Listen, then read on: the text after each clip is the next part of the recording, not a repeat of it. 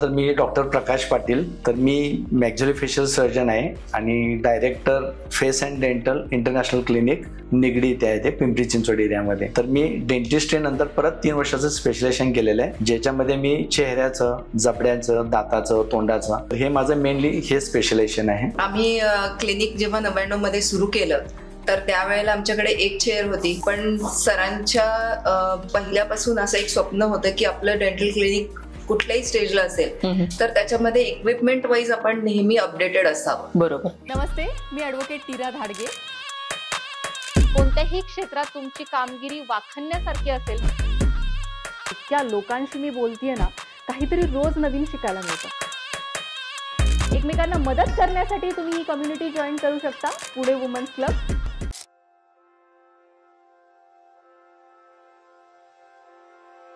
नमस्कार, मी ॲडव्होकेट नीरा धाडगे तुमचं सहर्ष स्वागत करत आहे पॉडकास्ट विथ नीरामध्ये. आज आपल्या बरोबर जे पाहुणे आहेत त्यांची कारकीर्द इतकी मोठी आहे की त्यांचा इंट्रोडक्शन मध्येच मी तुमचे 4 मिनिट तरी घेणार आहे. ज्यांचं कार्यकाम आतापर्यंत 30 वर्षांपर्यंत चालू आहे. आतापर्यंत त्यांनी 1,25,000 पेक्षा जास्त पेशंट्स त्यांच्या हाताखालून गेलेले आहेत. ते कॅन्सरसाठीही काम करतात. ते डेंटल ज्या खूप कठीण सर्जरीज असतात त्याच्याबद्दलही काम करतात. आत्तापर्यंत त्यांनी 10,000 पेक्षा जास्त कॅम्प्स घेतलेले आहेत, ज्याच्यामध्ये एज्युकेशनल पर्पज त्यांनी काम केलेलं आहे. आणि अशी त्यांची खूप मोठी कारकीर्द असलेले डॉक्टर प्रकाश पाटील सर आपल्याबरोबर आहेत आणि गौरी मॅम आपल्याबरोबर आज आहेत. खूप छान वाटतं आज तुमच्या दोघांनाही बघून. आणि असे जेव्हा लोक आमच्या इथे येतात तेव्हा आम्ही इतके इन्स्पायर होऊन जातो आणि इतके गोष्टी आम्हाला विचारायच्या असतात की जेव्हा एवढी मोठी कारकीर्द जेव्हा तुमची असते तेव्हा इतके अनुभव तुमचे असतात की पॉडकास्ट संपणार नाही इतकी कारकीर्द मला तुम्हाला विचारावीशी वाटेल. तरी प्लीज तुमची एक थोडक्यात आमच्या ऑडियन्सला ओळख करून द्याल. Thank you madam.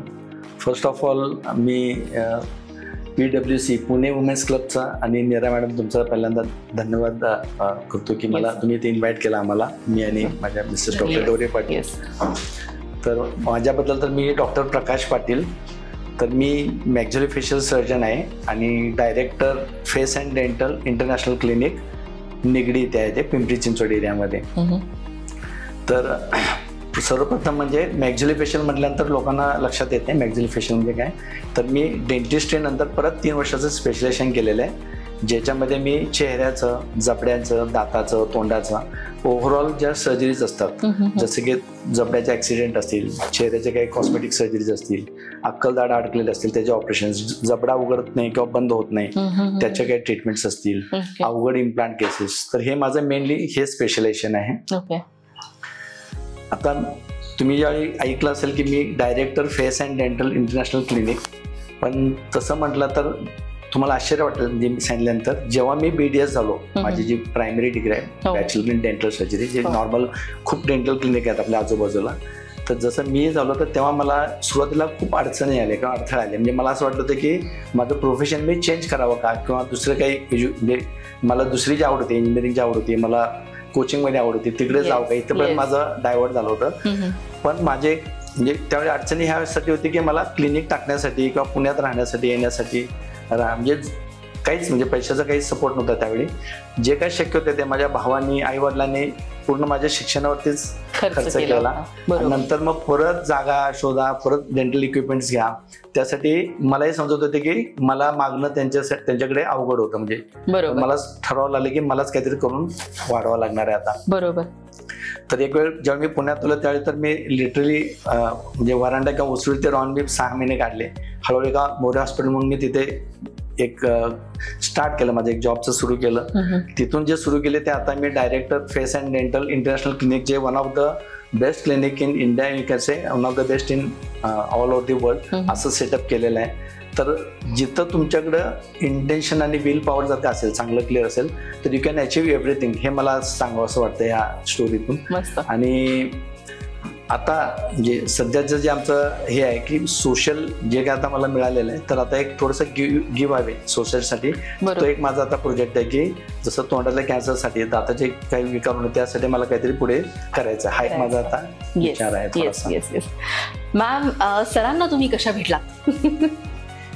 आमचं अरेंज मॅरेज आहे बर. आणि मी तशी बेसिकली चिंचवडची आहे.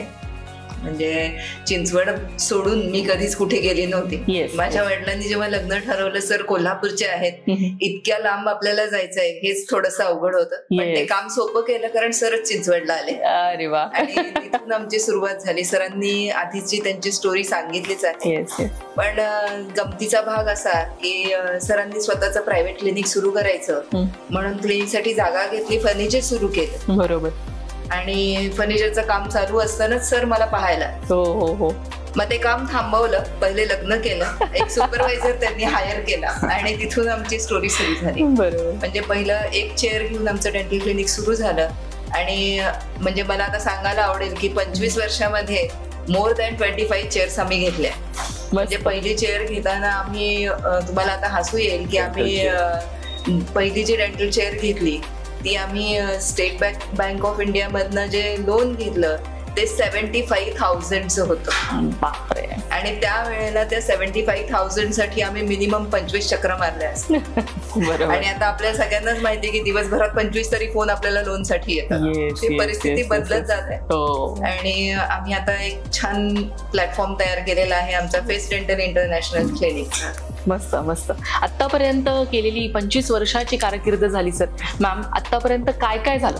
आम्ही क्लिनिक जेव्हा 99 मध्ये सुरू केलं तर त्यावेळेला आमच्याकडे एक चेअर होती. पण सरांच्या पहिल्यापासून असं एक स्वप्न होतं की आपलं डेंटल क्लिनिक कुठल्याही स्टेजला असेल तर त्याच्यामध्ये इक्विपमेंट वाईज आपण नेहमी अपडेटेड असावं. बरोबर. म्हणजे आमच्याकडे क्लिनिकमध्ये पहिली जी चेअर आली ती इलेक्ट्रिकल चेअर होती.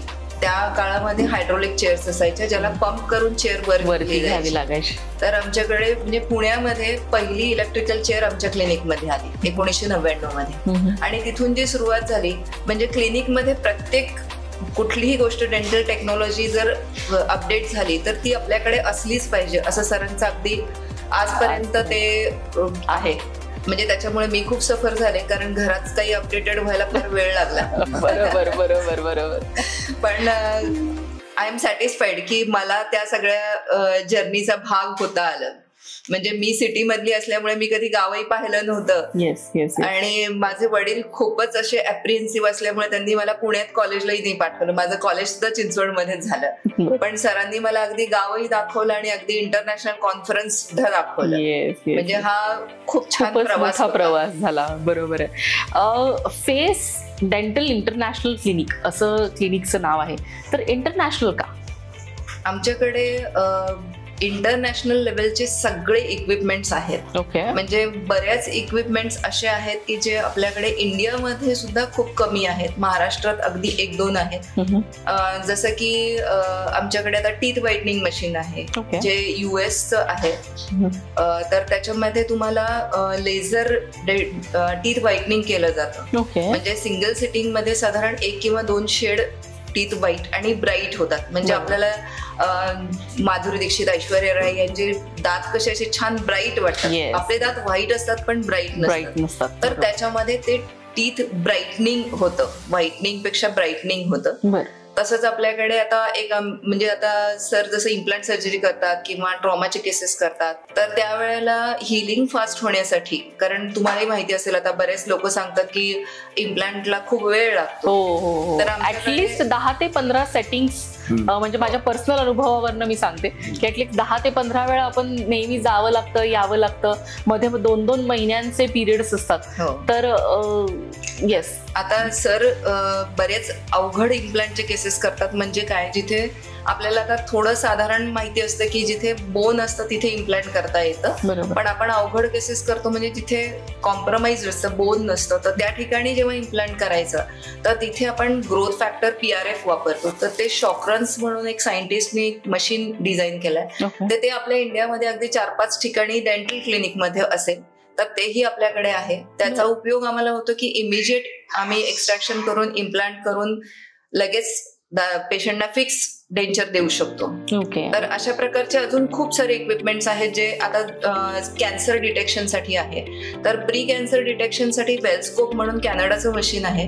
याच्यामध्ये हे नॉन इन्व्हेसिव्ह प्रोसिजर्स असतात. Okay. म्हणजे याच्यामध्ये तुम्हाला इंजेक्शन नाही किंवा बायोप्सी नाही, फक्त लाईटमध्ये तुमचे प्री कॅन्सर सेल्स जे चेंज होतात तर त्या लाईटमध्ये आपल्याला स्पेसिफिक लाईटमध्ये दिसतात आणि तिथून आपण प्री कॅन्सर डायग्नोज करू शकतो. बरं. तर हे मशीन्स ची कॉस्ट साधारण 5-5.5 लाख रुपये आणि आमच्या दोन्ही सेंटरला आम्ही ते ठेवले, कारण सरांचं एक स्वप्न होतं की मला पुढे जाऊन कधीतरी कॅन्सरमध्ये खूप काम करायचंय. सरांचं जेव्हा BDS झालं मुंबईमध्ये, त्यांनी टाटाला जे पेशंट्स येतात ऑल ओव्हर इंडियामधनं त्यांचा स्ट्रगल पाहिला. म्हणजे पेशंट फायनान्शियली खूप वीक असतात आणि हेल्थ वाईज पण खूप वीक असतात. बरोबर. तर मग ते ट्रीटमेंट, कॅन्सर ट्रीटमेंटपेक्षा कॅन्सर प्रिव्हेन्शनसाठी काही करायचं असेल तर ते डायग्नोज पहिले झालं पाहिजे, म्हणून ते वेलस्कोप आमच्याकडे दोन्ही क्लिनिक्समध्ये आहेत. Yes. आणि म्हणजे आम्ही वेलस्कोप घेतले साधारण 2018 मध्ये. तर आता 2025 मध्ये म्हणजे या 6-7 वर्षांमध्ये कमीत कमी 50 पेशंटचं आम्ही प्री कॅन्सर डायग्नोसिस केले, म्हणजे त्यांना बरं. कॅन्सरमध्ये जाण्यापासून वाचवले. म्हणजे आपण बऱ्याचदा बघतो की कॅन्सर पेशंटना झालाय, नुसतं कॅन्सरचं नाव ऐकलं तरी अर्धे पेशंट हो, गार. हो, गार होतात. आणि त्या पेशंट्सना आम्ही त्यांच्यापासून वाचवलेलं आहे. तर कॅन्सरची ट्रीटमेंट खूप कॉस्टली आहे आणि बऱ्याच वेळेला आपण बघतो की कॅन्सर झाल्यानंतर ट्रीटमेंट केली तरी ते पुढचं जे लाईफ असतं ते अनप्रेडिक्टेबल असतं. बरोबर. म्हणजे कधीही त्याचा परत उद्रेक होऊ शकतो. बरोबर आहे. आणि बऱ्याचदा आपण बघतो की जेव्हा ओरल कॅन्सर होतो तर चेहऱ्याचा काही भाग काढून टाकावा लागतो. बरोबर. मग त्यामुळे ट्रीटमेंट नंतरचं जे पेशंटचं लाईफ असतं ते खूप कॉम्प्रोमाइज्ड असतं, मिझरेबल असतं आणि नॉट ओनली पेशंट, अख्खी फॅमिली त्याच्यामुळे सफर होते. Yes yes. इंटरनॅशनल मध्ये ऍक्च्युली 2 मेन होते की जे वेगवेगळे updated state of the art equipments आम्ही ठेवले, पेशंट सेफ्टी ठेवले, पेशंटला काय झालं इमर्जन्सी तर बॅकअप सर्व ठेवले. आणि सर्वात महत्त्वाचं इंडियामध्ये पेशंट बाहेरचे जे ट्रीटमेंट केले तर ते बघतात की स्टरलायझेशन कसं आहे, निर्जंतुकीकरण इन्स्ट्रुमेंटचं कसं आहे. बरोबर. ते एक आमचा मेन हायलाईट आहे. वेल एक्सपिरियन्स स्पेशलिस्ट, जसं मी मॅक्झिलोफेशियल सर्जन आहे तसं आमच्या क्लिनिकमध्ये प्रोस्थोडॉन्टिस्ट आहे, ऑर्थोडॉन्टिस्ट आहे, पेरोडॉन्टिस्ट आहे, तर डेंटिस्ट व्यतिरिक्त अजून आपल्याकडे स्पेशलिस्ट पण आहेत. ओके. तर असं ओव्हरऑल सेंटर अंडर जे फेस आणि दातासाठी जे काय लागेल ते अंडर वन रूफ सर्व आहे. टेक्नॉलॉजी आहे, स्पेशलिस्ट आहे, इन्फ्रास्ट्रक्चर आहे. Okay. Face dental International clinic असं नाव आहे. फेस हा त्याच्यामध्ये इन्क्लूड केलेला भाग जो आहे त्याच्याबद्दल तुम्ही आम्हाला जास्त सांगितलेलं आवडेल मला. हा ऍक्च्युली ती एक इंटरेस्टिंग स्टोरी आहे. तर मी जसं मी तुम्हाला सांगितलं की मी जर पुण्यामध्ये आलो तर मी मोरा स्कूलमध्ये जॉब करत होतो, तर तिथे मी माझा एक्सपोजर जनरल हॉस्पिटलशी आला. बरोबर. तिथे ऑपरेशन थिएटर होतं, जनरल डॉक्टर होते. तर नंतर मी डेंटिस्ट्री करत होतो. एक 5-7 वर्षानंतर मला थोडं मोनोटोनस झालं की आपण तेच रूट कॅनल करतोय, तेच काय करतोय, पण आपल्याला अजून करायचं काहीतरी म्हणजे करू नाही शकलो. मग त्याच्यानंतर मी निर्णय घेतला की आपल्याला स्पेशलायझेशन करायला पाहिजे. जसं की आता अवघड अक्कलदाड आहे तिथं डेंटिस्ट स्ट्रगल करतात, किंवा इम्प्लांट करायचे अवघड ठिकाणी तर तिथं पण डेंटिस्ट स्ट्रगल करतात, त्यांना म्हणजे जमू शकत नाही कारण ते थोडं स्पेशलाइज वर्क आहे. मग मी निर्णय घेतला की मॅक्झिलोफेशियल मध्ये स्पेशलायझेशन करायचं, MDS masters in maxillofacial oral surgery. तर त्याच्यामध्ये जबड्याचे विकार, चेहऱ्याचे विकार, चेहऱ्याचे ऍक्सिडेंट, जॉईंटचे प्रॉब्लेम्स, अक्कलदाडा काढणे, इम्प्लांट करणे ह्याचं स्पेशलायझेशन होतं. कॉस्मेटॉलॉजी पण त्यामध्ये आम्हाला कव्हर केलं. तर त्या स्पेशलायझेशनला मी गेलो आणि त्याच्यानंतर मग ट्रीटमेंट बियॉन्ड डेंटिस्ट्री, फक्त डेंटलच नाही तर आपल्याला ओव्हरऑल लोकांना फेससाठी व्हॅल्यू देता यायला पाहिजे. हा कन्सेप्ट मी 2007 साली माझ्या डोक्यामध्ये आणला आणि मी दोघांनी ठरवलं की आपल्याला काहीतरी ओव्हरऑल सेंटर सुरू करायचं आहे. तर त्यावेळी आमचं डेंटल क्लिनिकच होतं आणि जसं मी स्पेशलायझेशन केलं मग आम्ही ठरवलं की आपल्याला फेससाठी अंडर वन रूफ सगळं देता यायला पाहिजे. त्यासाठी पहिली स्टेप घेतली म्हणजे मी स्पेशलायझेशन केलं, मास्टर्स केली. जे मला पहिलं स्वप्न होतं की पूर्वीच करायला पाहिजे, पण त्यावेळी मी खर्चाअभावी शक्य नव्हतं. मग मी स्वतःच थोडे पैसे कमवले, मग मी रिइन्व्हेस्ट केले. तर बरेचसे रिइन्व्हेस्टमेंट माझे नवीन शिक्षण आणि नवीन टेक्नॉलॉजी त्यामध्येच केलं आणि त्या स्वप्नाअंतर्गत मग आम्ही हा face dental International clinic project सुरू केला आणि तो आता one of the best project आम्ही निगडीमध्ये सुरू केलेला आहे. मस्त, काहीतरी नवीन आहे. म्हणजे फक्त डेंटल क्लिनिक नसता, फक्त डेंटल क्लिनिक पाहायला गेलो आपण तर खूप अवेलेबिलिटी आहे आणि म्हणजे कंटिन्युअसली दिसतात म्हणजे कुठेही आपण गेलो तरी. पण जेव्हा ह्या कन्सेप्ट बद्दल बोलायला येतं म्हणजे मला आज फर्स्ट टाइम कळालं की अशा प्रकारच्या सर्जरीज किंवा स्पेशलायझेशन आता आहेत ऑलरेडी आणि पुण्यामध्ये अवेलेबल आहे. म्हणजे तो एक खूप मोठा माइलस्टोन आपण कम्प्लीट केलाय तुमच्या थ्रू असं मला वाटतं. मशिनरीज बद्दल जेव्हा आपण बोलायला जातो तेव्हा तुम्ही खूप फ्युचरिस्टिक मशीन्स बद्दल बोलता आहात, तर त्याच्या संदर्भात आम्हाला ऐकायला आवडेल.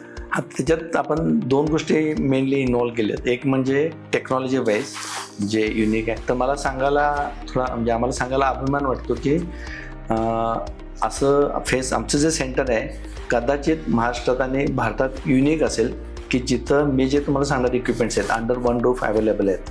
तर त्यातलं normally dental X-ray, OPG machine, full X-ray किंवा ह्या बेसिक गोष्टी आता बऱ्यापैकी सर्व क्लिनिकमध्ये उपलब्ध होतात. पण आम्ही एक सेक्शन आहे तो फक्त इमर्जन्सी मॅनेजमेंट, त्याच्यामध्ये आमच्याकडे मॉनिटर आहे, सेंट्रलाइज ऑक्सिजन आहे, इमर्जन्सी ड्रगची ट्रॉली आहे, तर त्याच्यामध्ये आम्ही इन्व्हेस्ट केले. एक सेक्शन आम्ही फक्त स्टरलायझेशनसाठी क्लास B ऑटोक्लेव्ह घेतला आहे, जे निर्जंतुकरणासाठी इम्प्लांटसाठी one of the best method आहे, जे इंटरनॅशनली ॲक्सेप्टेड आहे टेक्नॉलॉजी. थर्ड म्हणजे ज्या युनिक मशीन्स आहेत, जसं की आम्ही सांगितलं होतं की 3D स्कॅन आहेत, जसं इंट्रॉल स्कॅनर आहे, 3D एक्सरेज आहेत, OPG मशीन्स आहेत, त्यानंतर मॅडम सांगितल्याप्रमाणे शोकॉन्स PRF मशीन आहे, टीथ व्हाईटनिंगमध्ये ग्लिटेटिव्ह व्हाईट जे हॉलिवूड व्हाईट जे म्हणतो आपण त्याचं लेझर टीथ व्हाईटनिंग सिस्टम आमच्याकडे आहे. तर अशा ज्या one of the best technologies under one roof असणार हे आमचं कदाचित एकमेव सेंटर. जसं कॅनडाचं हेल्थ स्कॅन मशीन आहे प्री कॅन्सरसाठी.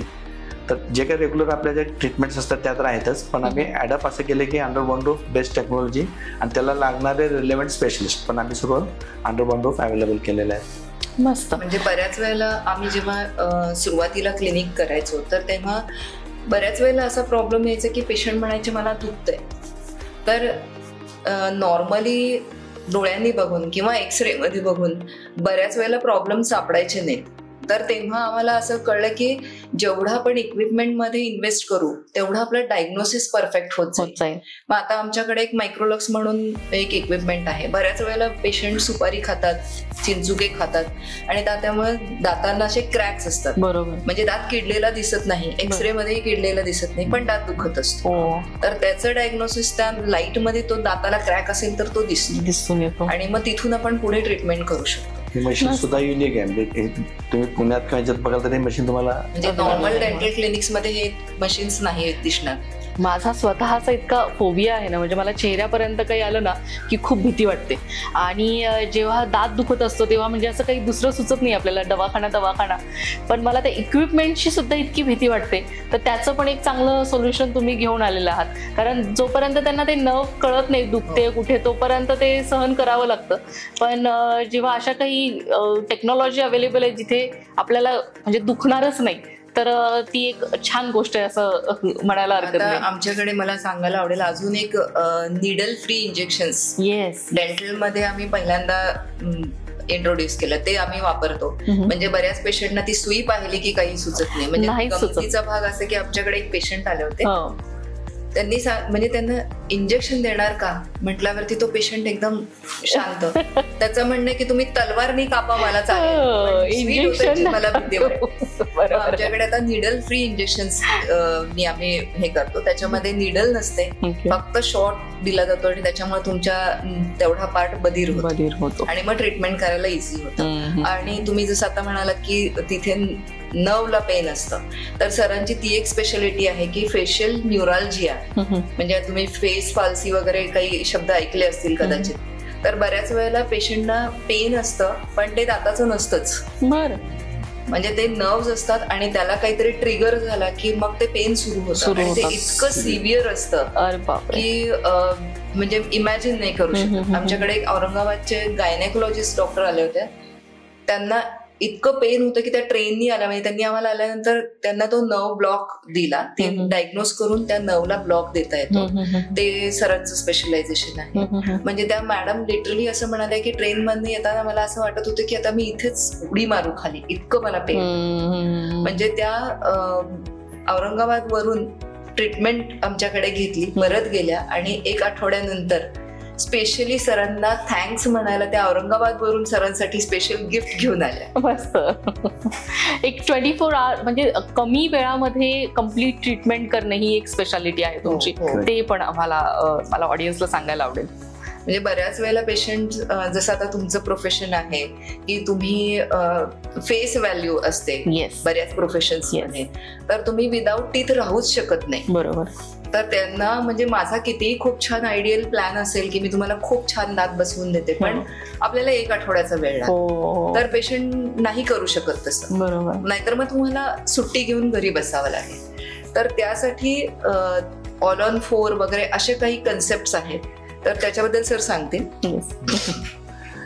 तर आजकाल जसं दिवस चेंज होत चालले, आता सर्व काही फास्ट मिळत चालले, फास्ट फूड, तर लोकांचे डिमांड्स वाढत गेल्या. तर जे काही ट्रेडिशनल प्रोटोकॉल होते पूर्वी, जे प्रोफेसर ब्रेनमार्कने जे ठेवलेले होते की दात काढा, मग थांबा, मग इम्प्लांट करा, मग परत 3 महिने थांबा, मग 3 महिने माप घ्या, मग दात बसवा, तर इट वॉज टू लॉंग. आणि सध्याची जी करंट जनरेशन आहे किंवा they are like they want everything fast.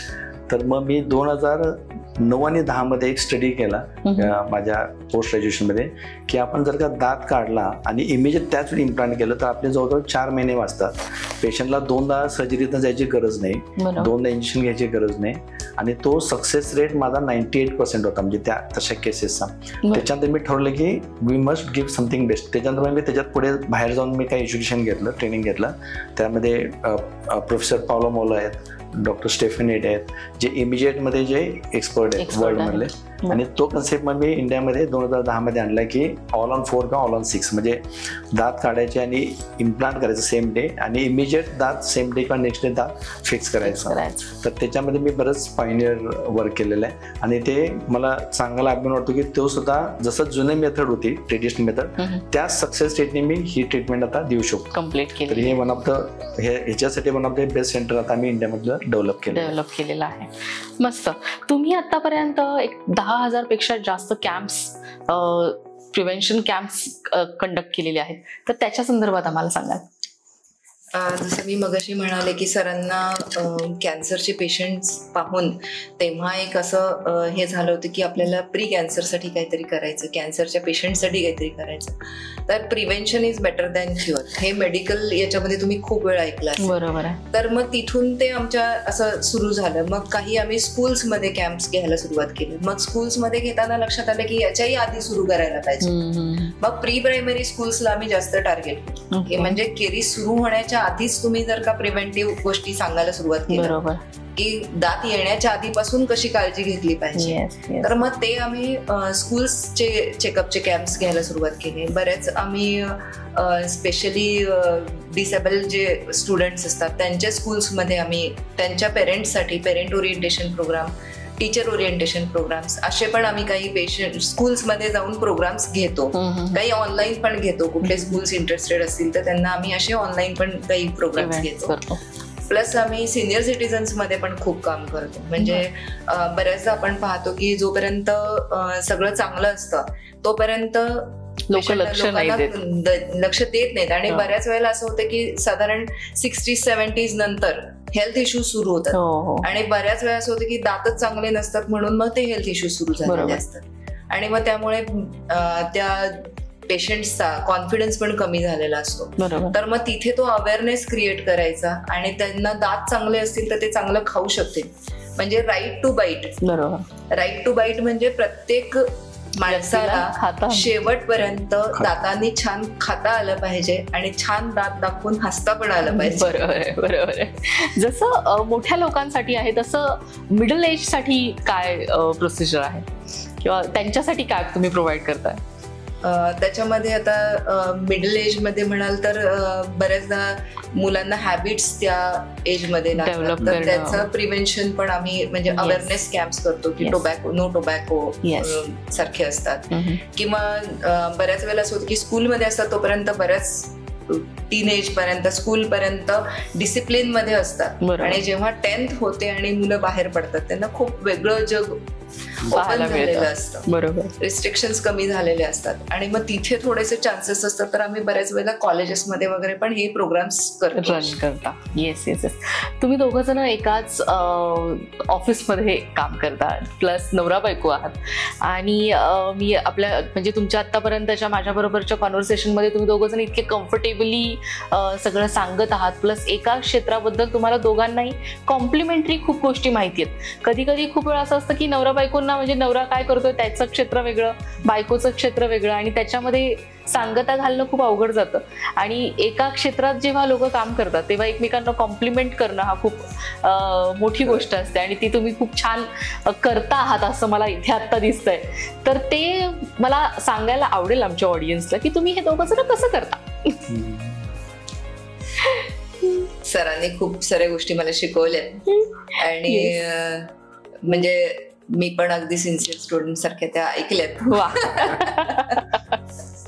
मस्त मस्त. एक तुमची स्टोरी मला म्हणजे तुम्ही आता मगाशी बोलता बोलता म्हणालात की इंटरनॅशनल अवॉर्ड घेताना सुद्धा सर तुम्हाला बरोबर घेऊन गेले होते आणि तेव्हा तुमच्या बरोबर फोटो त्यांनी हे केला. तर सर तुमच्यासारखे हजबंड सगळ्यांना मिळावेत आणि सगळ्यांना जो प्राऊड आपण फील करत असतो की म्हणजे नवऱ्याबरोबर आपल्याला एखादी गोष्ट करणं किंवा आपल्या हजबंडनी काहीतरी केलंय त्याच्यासाठी तुमच्या डोळ्यांमध्ये प्राऊड गोष्ट असणं, ती खूप मोठी गोष्ट आहे असं मला वाटतं. ऍक्च्युली कोणत्याही म्हणजे आमचंच क्लिनिक असं नाही, पण कोणत्याही बिझनेसमध्ये जर का तुम्हाला कोणत्याही बिझनेसला ग्रो करायचं असेल तर तुमच्या घरातला जो मेंबर आहे म्हणजे अख्खाचे जे मिसेस आहे किंवा मिस्टर आहे, नवरा आहे किंवा बायको आहे, तर तुम्ही तुमच्यातले काही पार्ट डिवाइड केले काही कामाचं, काही कारण काम इतकं मोठं आहे. कुठलाही बिझनेस वाढायचा असेल तर त्याला ऍटलिस्ट 5 पिलर आहेत. बरोबर. आणि 5चे पिलर जर का मी ठरलं की मीच सगळं बघणार वन मॅन आर्मी, तर ते शक्य होत नाही. तर डॉक्टर गौरीने माझ्या मिसेसनी म्हणजे आम्ही एकदम म्हणजे काय म्हणते एकदम शून्यातून आम्ही सुरू केलं आणि ते आम्ही आता बऱ्यापैकी मोठ्या स्तरावर आम्ही आता जे काही इन्फ्रास्ट्रक्चर उभा केले तर त्यात म्हणजे 50% रोल माझ्या मिसेसचा आहे. कारण काही गोष्टी जसं आता ऍडमिन आहे, डिसिप्लिन आहे, म्हणजे ज्या गोष्टीमध्ये मी वीक आहे बरोबर तर शी हॅज टेकन ओव्हर. आता आय एम अ गुड म्हणजे मी सिन्सिअरली काम करू शकतो, पण काम करत माझं अकाउंट्स आहे किंवा बाकीच्या गोष्टीमध्ये मी एवढं बघू नाही शकत किंवा माझं हे नाही काम माझ्याकडे ते नॅक नाही तर त्या गोष्टी शी इज डुईंग. तर असं करत करत मग ते आम्ही एकमेकाला जिथं मी कमवतो तिथं she is there, whenever she needs I am there, असं करत आम्ही ते वाढवलेलं आहे. Yes yes yes. त्याच्यामुळेच तुमची एवढी 30 वर्षाची आणि इतके सगळे माइलस्टोन तुम्ही पार केलेले आहेत की टीम वर्क म्हणायला हरकत नाही. आणि इतक्या गोष्टी तुम्ही दोघं जण बरोबर करू शकलात. म्हणजे काही लोक फक्त डॉक्टर होऊ शकतात किंवा फक्त कॅन्सर बद्दल काम करू शकतात किंवा फक्त डेंटल वर्क करू शकतात. तर अशा कितीतरी गोष्टी तुम्ही एका पारड्यामध्ये बसवून खूप साऱ्या गोष्टी अचीव्ह केलेल्या आहेत आतापर्यंत. आणि तुमचा सक्सेस रेट आतापर्यंतचा खूपच मोठा आहे कारण तुम्ही टीम वर्क मध्ये काम करत आहात. Thank you so much sir, thank you so much ma'am. आज तुम्ही इथे आलात आणि खूप नवीन गोष्टी होत आहेत. खूप वेळा आपण विचार करतो की ह्या इंडियामध्ये आहेत की नाही, आणि त्या जेव्हा कळतं की आपल्या इथे पुण्यामध्ये अवेलेबल आहेत आणि म्हणजे डिस्टन्सवर अवेलेबल आहेत आणि तिथून आपण त्या सर्व्हिसेस घेऊ शकतो, तर त्या आम्हाला आज इथे कळाल्या. नक्कीच तुम्हाला म्हणजे तुमची जी इन्फॉर्मेशन होती त्याचा आमच्या जे कस्टमर्स आहेत, जे आमच्या पॉडकास्ट पाहणारे लोक आहेत त्यांना त्याचा उपयोग होईल आणि तुमच्यापर्यंत खूप लोक पोहोचतील. जर का अशा ट्रीटमेंटसाठी तुम्हाला बेस्ट अँड बेस्ट डॉक्टर्स पाहायचे असतील तर गौरी मॅम आणि प्रकाश सरांना आपण भेटायला हरकत नाही. नक्कीच एकदा तुमच्या क्लिनिकला आमची व्हिजिट नक्की होईल. थँक्यू सो मच आज इथे आल्याबद्दल. Thank you ma'am, thank you so much. Yes.